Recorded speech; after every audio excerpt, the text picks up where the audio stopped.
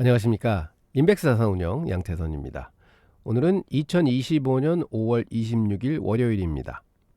미국은 메모리얼 데이로 오늘이 휴장입니다. 우리에게는 지난주 시장을 정리하고 이번 주를 준비할 소중한 시간이 하루가 더 생긴 셈이죠.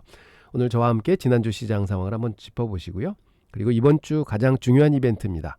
수요일에 있을 엔비디아의 실적 발표. 시장에 관심이 집중되고 있는 상황이라서 같이 한번 탐구를 한번 해보시죠. 먼저 지난주 시장 상황부터 빠르게 살펴보겠습니다. S&P 500 기준으로는 주간 1.53% 하락을 했는데요. 무디스의 미국 신용등급 강등 소식이 있었습니다. 그래서 굉장히 불안한 한 주를 시작했는데 미국 시장은 주초 견조한 출발을 했습니다. 그렇지만 주중에 채권금리 상승으로 인해서 주간 1.53%의 하락을 기록을 했었죠. 어떻게 보면 꽤 큰 폭의 조정인 것으로 느껴지지만 저는 이 하락이 그렇게 나쁘지는 않았다 이렇게 보고 있습니다. 현 위치를 보면 관세 저점이라고 부르는 저 밑에 바닥에서는 무려 20%나 올라와 있는 셈이고요. 그 다음에 고점 대비해서는 5.5%밖에 안 남았습니다. 그래서 그동안 저렇게 빠졌었구나 하는 게 새삼 느껴지는 그런 순간이죠. 그렇지만 4월 중순서부터 주가가 너무나 빠르게 올라온 시장은 조금은 쉬어갈 틈이 필요했습니다. 근데 그러던 중에 금리로 인해서 이번 주에 한번 쉬어가는 국면이 나왔습니다. 그래서 사실은 탄탄한 구조를 만들지 못하고 올라왔던 시장이기 때문에 이렇게 쉬어가는 구간에서 급등 과정에 생긴 취약한 구조를 수리할 시간을 좀 줘야 되는 거죠. 보시면 알겠지만 중국 관세 있었죠. 그래서 그 갭이 발생을 했었습니다. 그래서 그 갭을 메꾸는 시간도 좀 줘야 되고, 그다음에 지금 위치해 있는 자리가 굉장히 중요한 저항과 지지의 자리에 있습니다. 그럼 이런 순간에는 좀 부딪혀도 보고 흔들려도 보고 하는 게 필요하죠.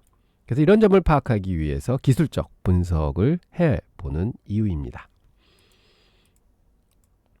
자, 그러면 지난주에 왜 시장이 조정을 받았는가 한번 원인을 살펴보도록 하겠습니다. 첫 번째는 국채 시장입니다. 지금 그래프 보시는 게 미국 20년 국채 수익률의 일봉 차트입니다.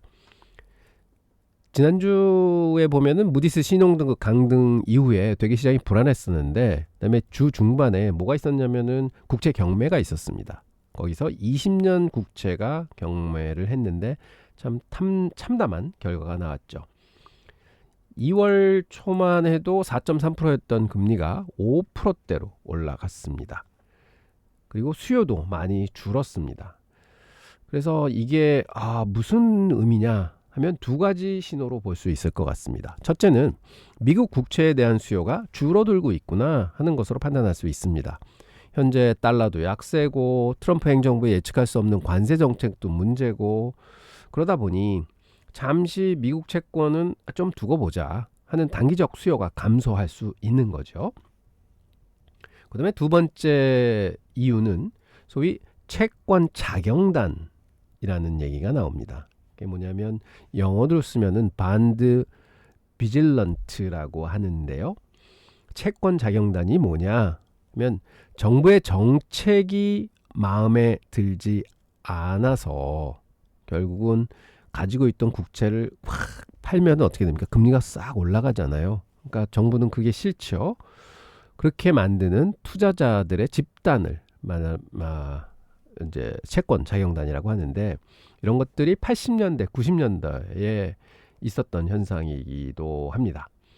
그래서 결론은 뭐냐? 정부의 형태가 마음에 안 들면 결국은 내가 한번 보여주겠다 해서 금융시장이 주는 메시지다 이렇게 받아들이는 거죠. 그래서 일단 주식시장은 채권 금리 상승을 핑계로 해서 주가가 좀 빠졌다 이렇게 분석할 수 있겠습니다. 그리고 두 번째 충격이 금요일날 새벽에 왔습니다. 역시 트럼프가 또 일을 냈습니다. 또다시 관세 카드를 꺼내 들었죠. 그래서 미국에서 만들지 않는 아이폰에는 20%의 관세를 매기겠다 하고 뉴스를 찍었고, 또 20분 뒤에는 EU 전체에 50% 관세를 부과하겠다 하고 또 메시지를 찍습니다.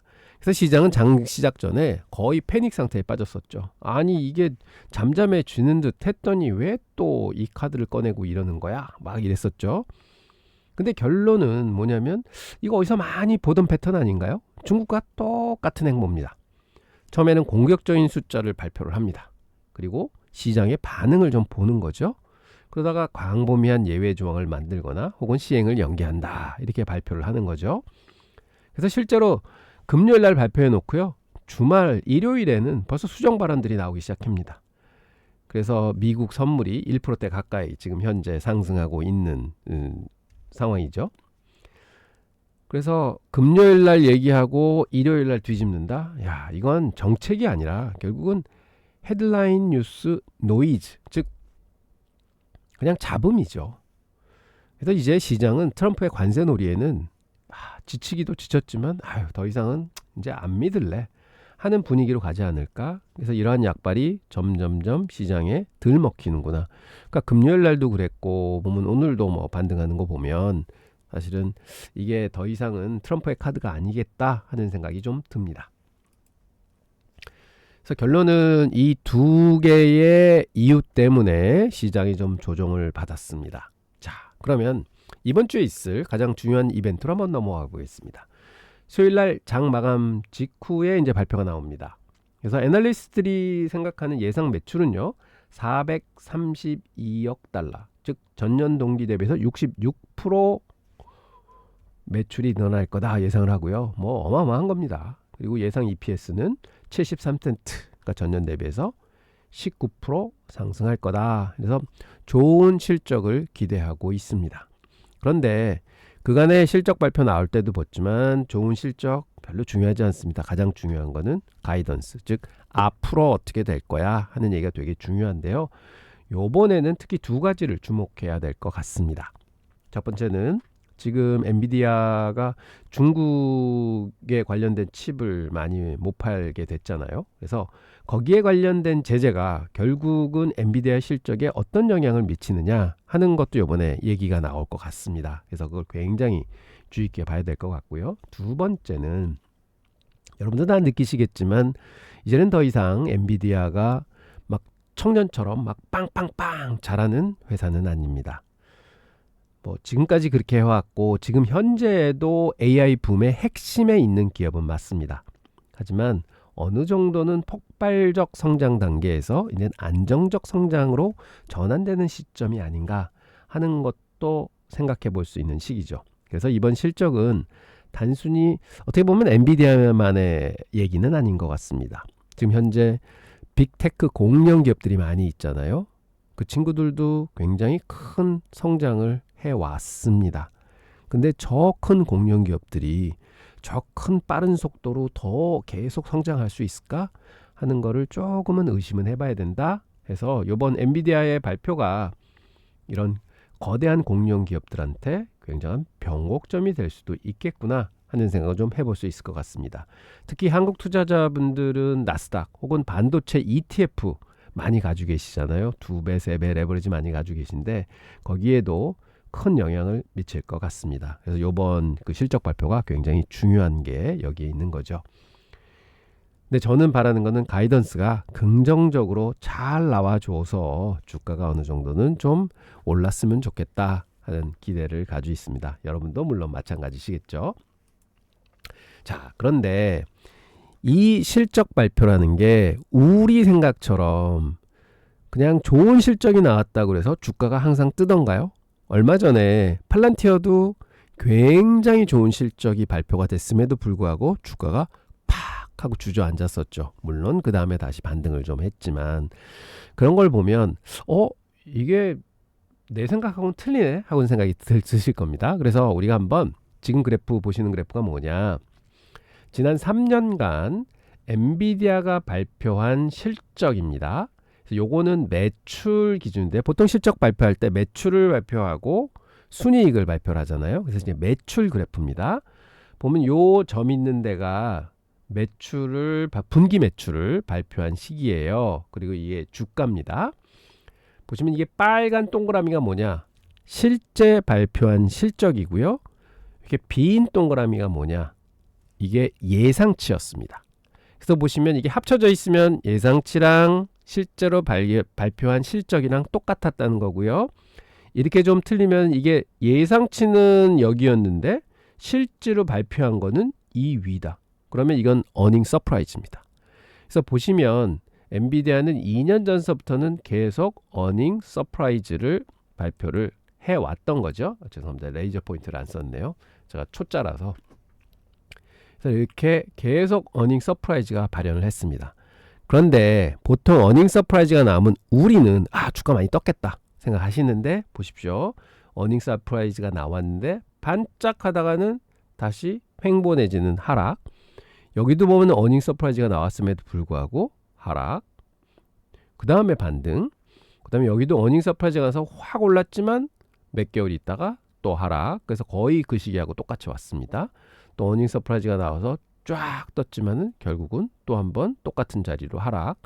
그래서 이걸 보면 어닝 서프라이즈가 나왔을 때 주가가 오른 거는 볼 수 있다. 하지만 그게 그렇게 크게 유지는 안 됐구나. 도리어 이때는 장이 많이 빠졌다. 왜 빠졌을까? 이게 2월입니다. 올해. 2월에는 시장 전체가 빠졌었죠. 그러니까 이게 꼭 기업하고는 꼭 연관이 없구나. 주가는 시장하고도 관련이 굉장히 많구나 하는 걸 한번 느끼셔야 됩니다. 그래서 요번에도 분명히 저는 어닝 서프라이즈가 나올 겁니다. 그렇지만 반대로 가이던스는 좀 안 좋게 나올 수도 있을 것 같습니다. 왜냐? 앞이 너무 불투명합니다. 예를 들자면 얼마 전에 월마트에서 관세 때문에 올라간 물가를 이 상품에다 전가를 할 거다 하는 얘기를 했었잖아요. 그때 트럼프가 뭐라 그랬냐면은 그거 하지 마라. 니네가 꾹 참고 그걸 다 안 하라 하고 얘기했는데 그건 말이 안 되는 겁니다. 만약 여러분들이 월마트에 투자가라고 생각해 보십시오. 그러면 월마트가 값을 안 올리고 그냥 관세를 다 월마트 돈으로 물어준다. 그럼 여러분들 주주로서 그건 말이 안 되죠. 주가가 빠져야죠. 근데 보면 경영자로서는 당연히 비용이 올라가면 내가 파는 물건에도 그거를 전가를 해야 돼. 왜? 그래야지 우리 기업의 수익성이 살아 하고 얘기하는 게 당연한 겁니다.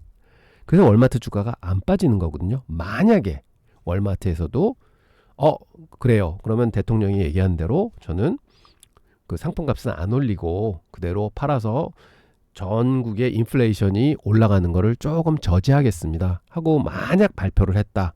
그럼 월마트 주가요 훅 빠집니다. 그래서 이런 식으로 이게 기업단에서 생각하는 거랑 주주들이 생각하는 거랑 이 행정가들이 생각하는 거랑은 완전히 괴리가 있는 거죠. 그래서 이게 이런 것들이 다 모여서 주가에 반영이 되는 겁니다. 자, 그러면 전에 팔란테에서도 경험을 했지만 항상 좋은 실적이 나오잖아요. 그러면 반짝할 수밖에는 없습니다. 왜냐하면 주식을 싸게 사서 가지고 계시던 분들은 그렇게 반짝 왔을 때 팔고 싶거든요. 그리고 실제로 팝니다. 충분히 수익이 났어. 50% 벌었어. 70% 벌었어. 여러분도 안 파시겠어요? 왜? 좀 지나면 또 싸게 살 수 있으니까. 이런 게 경험적으로 쌓여 있거든요. 그리고 이 정도 좋은 성과가 나왔는데 또 나올까? 잠깐 쉬어서 보자. 이런 생각이 들 수 있죠. 이게 심리입니다. 지금 실적을 얘기하는 게 아니라 주식을 가지고 있는 분의 심리를 얘기합니다. 그래서 이번에도 발표하게 되면 분명히 어닝 서프라이즈가 나올 텐데 그거에 반해서 가이던스는 월마트에서도 얘기를 했지만 별로 좋지는 않을 것 같습니다. 그럼 주가는 좀 빠질 수 있다. 그런데 제가 이 그래프를 가져온 이유가 뭐냐면 보십시오. 당장은 빠지지만 결론적으로는 여기 비해서 여기 주가가 훨씬 높고요. 여기 비해서 6개월 뒤, 1년 뒤 주가가 훨씬 높고요. 또 여기 비해서 1년 뒤 주가가 훨씬 높습니다. 자, 이건 무슨 얘기냐? 모든 미국에 상장돼 있는 주요 기업들에는 적용되는 논리입니다. 즉, 오늘 어닝 서프라이즈가 나왔다. 지금 당장 발현 안 될 수도 있습니다. 하지만 어닝 서프라이즈는 뭐냐? 회사가 잘 된다는 거잖아요. 그럼 모멘텀이 붙은 겁니다. 그 모멘텀은 6개월, 1년, 1년 반 이렇게 더 갈 수 있습니다. 거기서 주가가 올라오는 거지 오늘 당장 지난 3개월 동안에 성과가 나왔다고 해서 그걸로 주가가 올라가진 않습니다. 결론적으로 보면 이게 그 연구 결과로도 나오는 거지만 어닝 서프라이즈가 나온 기업들의 6개월 뒤, 12개월 뒤의 주가를 보면 항상 높더라 하는 연구 결과도 있습니다. 그래서 이 어닝 서프라이즈를 읽는 방법은 뭐냐? 얘들이 잘했네? 왜 잘했는지, 앞으로 더 잘할 수 있는지 이런 거를 생각하고 판단해서 결국은 내가 이 가지고 있는 주식을 팔 건지 더 살 건지 아니면 반만 털어낼 건지 그런 판단을 하셔야 된다는 거죠. 그래서 이게 주가가 이렇게 움직이는 거 굉장히 중요합니다. 왜? 우리는 움직이는 주가를 쥐고 있으면서 놓으면서 수익이 나고 손실이 나고 하니까요. 근데 지금 이건 매출을 말씀드렸는데 매출은 저는 기업에서 가장 중요한 포션이라고 생각합니다. 왜냐? 뭔가 물건을 팔아야지 돈을 벌 수 있잖아요. 물건이 더 많이 팔리는 게 성장하는 겁니다. 즉 매출이 저는 기업 분석을 하는데 가장 중요하다고 생각하는 사람입니다. 자, 그래서 매출을 먼저 보여드렸고요. 그러면 순이익을 한번 보자. 한번 보시죠. 다음은 EBIT입니다. 이게 순이익인데요. 보시면 순이익은 예전 한 3년 전에는 이게 예상한 것보다 안 좋게 나왔었어요. 그러면 주가가 좀 빠지는 모습이 있죠. 그 다음에는 매칭을 했고 그 다음에 순이익이 점점점 다 어닝 서프라이즈 발표를 했습니다. 아까는 어닝 서프라이즈라기보다는 용어를 잘못 썼습니다. 매출 서프라이즈가 나왔고 어닝 서프라이즈가 나왔죠. 그러니까 성장을 더 많이 했고 이제 순이익도 좋아졌고. 그런데 여기도 마찬가지입니다. 보시면 어닝 서프라이즈가 나왔는데 반짝하다가 쭉 내려왔고요. 여기도 나왔는데 바로 이건 빠졌습니다. 그럼 여기도 나왔는데 반짝 올랐다가 또 원래 자리로 또 다시 내려왔죠. 이것도 쭉 올랐다가 원래 자리로 내려왔습니다. 자, 아까 본 매출 서프라이즈와 어닝 서프라이즈 똑같습니다. 보십시오. 항상 이 어닝 서프라이즈가 상승을 보장하지는 않습니다. 그런데 뭐를 보장해 주느냐? 보시면 한참 뒤, 1년 뒤, 1년 뒤, 1년 뒤 주가가 올랐습니다. 이런 걸 보시면서 이게 한국 주식에는 볼 수 없는 모습입니다. 왜? 이렇게 오랜 기간 동안 5년, 10년을 성장하면서 순이익을 성장시키면서 돈을 버는 회사들이 우리나라에는 많지 않습니다. 그렇지만 미국에는 진짜 많습니다. 그래서 이러한 기업들을 찾아서 투자를 하시게 되면요, 수익이 날 수밖에는 없습니다. 그리고 왜 미국에 맞느냐? 미국은요, 세계 1등 국가입니다. 자본 많죠. 두뇌 많죠. 좋은 인력들 많죠. 기술 넘쳐나죠. 그리고 마켓이 큽니다. 세계에서 물건을 다 사줍니다. 그런 점을 볼 때 결국은 토양 좋은 데 가서 투자를 해야 되는구나. 그래서 저는 미국 투자 계속 하시라고 말씀을 드립니다. 자, 그래서 이거 보셨습니다. 그래서 요번도 아까도 계속 말씀드리지만 마찬가지일 것 같습니다. 발표 나오면 진짜로 좋게 나오면은 반짝하겠죠. 근데 결국은 한 번은 내려올 거다. 말씀해서 너무 급하게 사지 마시고 도리어 지금 물량을 많이 가지고 계시고 수익이 좀 많이 났다 하시는 분들은 어느 정도는 팔아주셔도 됩니다. 어느 정도가 얼마입니까? 그럼 저는 무조건 시작은 30%부터 시작하십시오. 100을 가지고 있다. 30은 던져도 됩니다. 좀 많이 던지다. 50은 던져도 됩니다. 왜? 만약 여기서 더블 간다. 50 가지고 계시잖아요. 그래도 그걸로 수익 나는 게 어디십니까? 근데 거꾸로 빠진다. 그럼 반 파셨잖아요. 천천히 다시 사시면 매수 평단이 싸집니다. 그 매수 평단 싸지는 게 왜 중요한가? 싸지면은요, 어차피 이게 나중에 저 위에 갈 거라면 그렇게 갈 때 수익이 더 많이 나세요. 그래서 그런 거를 이게 무조건 장기 투자가 아니라 사실은 나는 이 주가는 여기서부터 저기 갈 거야 하는 과정에서 수익을 어떻게 더 불려갈 거냐 하는 거를 계속 판단하시면서 고민하시고 그거를 여러분들의 전략으로 승화시키셔서 사고팔고 하셔야 됩니다. 그냥 쥐고 있으면은요 수익이 많이 안 나세요. 물론 수익이 납니다. 그런데 이왕 하시는 거면 수익이 많이 나셔야 되잖아요. 그러면 매매를 하셔야 된다 하는 거 말씀을 드리고요. 좀 말이 길어졌습니다만 이거는 뭐냐, 애널리스트들이 예상하는 향후의 매출입니다.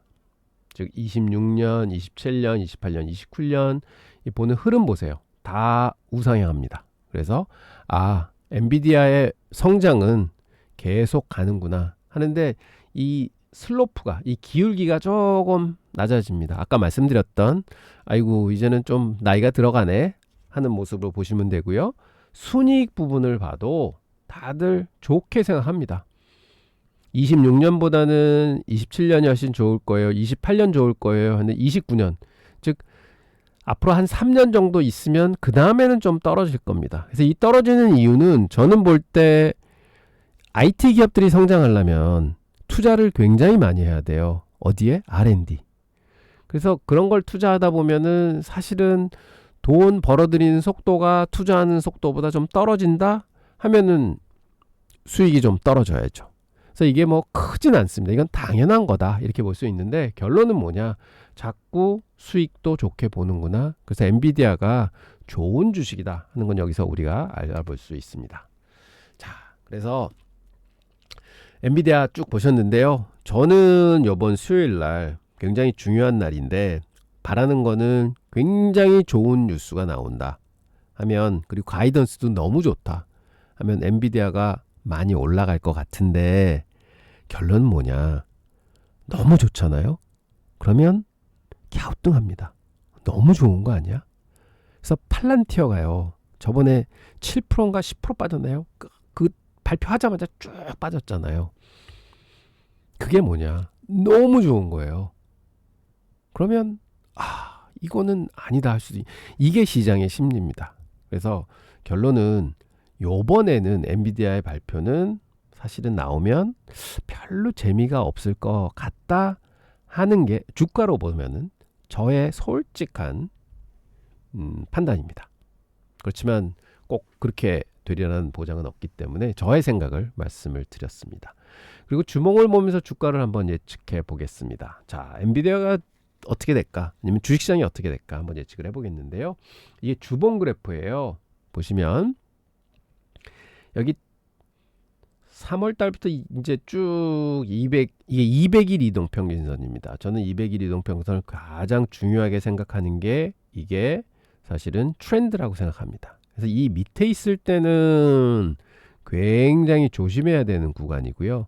여기 올라왔을 때만 얘를 주식으로 인정해주고 공격적으로 투자해야 된다. 저는 이렇게 믿고 있는 사람입니다. 근데 그게 계속 맞아왔고요.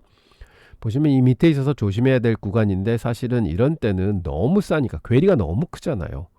그래서 잡아줘야죠. 그리고 굉장히 많이 올랐죠. 이거는 운이 굉장히 좋은 트레이드였다. 저는 이렇게 생각합니다. 여기 두려움을 많이 줬던 구간이었습니다. 사실은. 근데 이제 진짜로 한 달 반 만에 덜컹 200일 이동평균선을 뚫고 올라왔습니다. 이 주봉입니다. 어마어마한 거죠. 이게 다 차이나 갭입니다. 그래서 보통 저런 것들은 갭으로 뚫어줬을 때 굉장히 의미가 큰 거죠. 그리고 저번 주에 보면은 딱 200일선 맞고 올라왔습니다. 그래서 저번 주의 움직임이 참 의미가 크다. 저는 이렇게 생각을 합니다. 그래서 보시면 5,800선에 딱 머물러 있는데요. 여기가 굉장히 중요한 맥점입니다. 그래서 지금 이 끝난 자리가 되게 중요한 자리다. 그렇게 보고 있고요. 그 다음에 지금 이 이제 한 달 반 전에 그 관세 유예하면서 쭉 올라왔던 이 채널이 있습니다. 상승 채널이 있습니다. 이건 굉장히 높은 상승 채널인데 아직은 그게 유지가 되고 있다. 이렇게 보고 지금 기로점에 와 있습니다. 이 기로점이 어디냐? 이번 수요일 날 엔비디아 발표가 나면서 상승과 하락의 분기점이 될 거다. 근데 이 하락도 그렇게 큰 하락은 아닙니다. 단지 횡보를 위한 하락일 거다. 저는 이렇게 생각을 하는데요. 근데 이 위로는 많이 갈 수 없는 게 사실은 고점이 6147입니다. 그래서 그렇게 여기는 굉장한 저항이 있을 자리이기 때문에 그렇게 멀리 가지는 못하겠다 하는 생각은 약간은 듭니다. 자, 그러면 우리가 일간 차트를 보면 훨씬 더 명확해집니다. 일간 차트는 뭐냐? 요게 1시간짜리입니다. 여기 SPX 1시간짜리 그래프입니다 하고 나와 있고, 여기가 200일 2평짜리입니다. 여기 위에 있으면 주식을 마음 놓고 사도 됩니다 하고, 여기 아래에 있으면 조심하십시오 하는 자리라고 생각해 주시기 바랍니다. 그런데요, 금요일 날 아까 말씀드렸듯이 트럼프가 관세 얘기 다시 띄우면서 개파락했습니다. 그래서 저는 여기서 200일 이동평균선을 깰 줄 알았어요. 아래로요. 그럼 좀 하락 좀 하겠다. 굉장히 좀 할 수도 있겠구나. 이런 생각을 좀 했었는데 다행히도 여기를 터치하고 다시 반등을 세게 줬죠. 그래서 요 자리가 어디냐? 200일 이동평균선 있는 자리가 5770입니다. 여기 굉장히 중요한 자리고요. 그래서 이게 깨지게 되면 약간은 조심을 하셔야 됩니다. 근데 아직은 깨지기 전입니다. 그리고 5850짜리가 어디냐? 지금 나스닥 선물, S&P 선물이 1% 이상 상승하고 있습니다. 그러면 목요일 날 종가 자리거든요. 여기까지는 갭으로 뚫을 것 같아요. 그래서 화요일, 근데 오늘은 장이 없지만 화요일 날 개장을 한다. 그리고 큰 유럽 시장에서도 이변이 없고 아시아 시장에서 이변이 없다. 그러면 이 정도 갭은 충분히 5850 이상이 이제 붙을 것 같습니다. 그리고 이제 화요일, 수요일 날 가게 되는데, 그래서 저는 수요일 전까지는 그냥 횡보할 것 같아요. 그 다음이 이제 기로점에 놓일 것 같습니다. 그래서 일단은 화요일 날 시작하면 5850 이상 S&P 기준으로 500 기준으로 시작은 할 것 같다. 그래서 갭 상승이다 보고 있고, 그리고 저 멀리에 차이나 갭이 있습니다. 그때 관세 이제 유예한다 하면서 이제 차이나 갭으로 팍 떠서 200일 이동평균선 뚫고 올라왔잖아요. 이 자리가 있는데 만약에 이게 갭으로 안 뜨고 뭐 또 저기 트럼프가 이상한 문자 날리고 해가지고 장이 이제 빠진다. 그래서 5770을 못 버틴다 하면 결국은 이 갭이 시작했던 자리 5680까지도 밀릴 수 있는 자리다. 이렇게 보고 있습니다. 그래서 중요한 맥점은 5770을 지키느냐 못 지키느냐. 근데 저희가 생각할 때는 5850은 화요일 날 갭으로 출발할 것 같다. 그 다음은 만약에 이게 무너진다 그러면 최저점은 5680까지는 열어둬야 된다. 이렇게 보고요. 또 상방은 진짜로 제대로 모든 게 합이 맞으면 6147. 이건 좀 시간이 걸리겠지만 여기까지도 볼 수 있다 하고, 상방, 하방, 중간 이렇게 보시면 될 것 같습니다. 자, 오늘 내용을 정리해 보겠습니다. 지난주 1.53% 조정을 겪었는데요. 그거는 건전한 숨고르기였다. 이렇게 보고 있고요. 과도하게 걱정할 필요는 없는 것 같습니다. 그리고 국제시장과 트럼프 관세가 단기 변수지만 둘 다 일시적인 가능성이 높다. 이렇게 결론을 짓겠습니다. 그럼 이제 중요한 게 뭐냐? 수요일 날 엔비디아 실적이 가장 중요한 이벤트인데요. 물론 AI 붐에 있습니다. 이게 앞으로 지속을 어떻게 할 거냐 하는 그런 기로점에 놓여 있지 않느냐 해서, 근데 제가 보기에는 그 가이던스는 별로 그렇게 좋게는 나오지 않을 것 같습니다. 그래서 그렇게 만약 좋게 안 나온다면은 기술적으로는 5770 레벨을 저번 금요일처럼 한번 터치를 해볼 것 같다. 근데 저게 깨지게 되면 굉장히 좀 조심해야 되고, 저거를 받치고 올라간다. 그러면 저는 상승으로 보고 싶습니다. 그래서 수요일 날, 즉 우리나라는 이제 목요일이겠죠. 중요하다. 이렇게 보고 있습니다. 그리고 가장 중요한 교훈 중 하나는요. 시장은 항상 옳다는 것입니다. 시장이 왜 이래? 내가 오라. 이 싸움 하시면 안 돼요. 시장은 항상 저희가 따라가야 되는 겁니다. 물론 아까처럼 예상을 해보고 이렇게 될 수도 있고 저렇게 될 수 있어. 그렇게 예상을 해보는 게 맞습니다. 그게 훈련입니다. 그게 준비입니다. 그런데 막상 실전에 들었으면요. 누가 가장 오르냐? 시장이 가장 옳습니다. 시장은 따라야 되는 거지 반역하면 안 되는 겁니다. 그래서 우리의 역할은요. 시장의 목소리에 귀를 기울이고 그에 맞춰서 저희의 가지고 있는 전략을 조정하는 겁니다. 즉 종목을 버리고 이 종목 사이즈 저 종목을 고르고 바꾸고 하는 게 아니라 그 종목을 어떻게 전략적으로 가지고 가고 놓고 물량을 줄이고 늘려갈 거냐. 이게 운용 전략입니다. 많은 분들이 착각하시는 거는 지금 시황이 이렇기 때문에 이거 버리고 저거 사야 돼. 저거 버리고 저거 사야 돼. 해서 자꾸 버리고 사고 하는 거를 습관으로 가지시는 분이 굉장히 많으세요. 그거는 무슨 마인드를 가지고 계신 거냐? 내가 대박 쳐야지. 어떻게? 10배 나는 주식, 5배 나는 주식. 연달아 맞추면은 50배 날 수 있으니까. 근데 이거는 꿈에서도 잘 안 나타나는 현상이거든요. 그래서 결국은 뭐냐? 여러분 뭐 도박하실 때도 그러니까 도박이 좀 그렇지만은 뭐 친구들과 이렇게 재미있는 포커 치실 때도 그렇지만 잘 치시는 분은 어떤 분이세요? 내가 기회가 왔을 때 더 베팅하고 기회가 없을 때 빨리 죽어버리고 고스톱도 그렇잖아요. 내가 진짜 5강 들고 야 이거는 뭐 피박 쓰리고 다 씌울 수 있겠다 하면 열심히 쳐야 되지만 패를 보니 이거 아니에요. 그러면 빨리 패 풀어줘서 딴 사람이 3점 나게 하고 3점만 잃으면 되는 겁니다. 그래서 적게 터지고 많이 벌고를 목표로 하는 게 주식입니다. 그래서 물량을 줄이고 늘리고 하시는 거고 그거를 전략적으로 하시는 게 저는 주식인 것 같습니다. 그래서 오늘은 이런 말씀들 좀 드리면서 뭐 시황도 좀 말씀드렸고 제가 영상 올리는 것 중에서는 이렇게 시황 말씀드리고 투자 전략 말씀드리고 한 적은 없는 것 같아요.